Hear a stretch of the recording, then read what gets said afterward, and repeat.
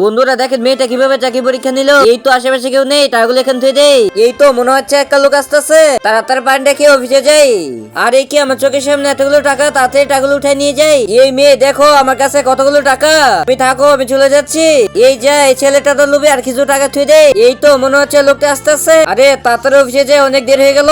এই কি এতগুলো টাকা এখানে, তাড়াতাড়ি টাকাগুলো উঠে নিয়ে, তাড়াতাড়ি টাকাগুলো উঠে নিয়ে মেয়েটা যদি না দেখতে পারে। এই মেয়ে তুমি এখানে কি করো? এই মেয়ে তুমি থাকো, আমি চলে যাচ্ছি আমার কাজে। এই যা, ছেলেটার লুবি টাকা, তাড়াতাড়ি আর কিছু টাকা থুই দেয়, পরের জন চলে আসবে।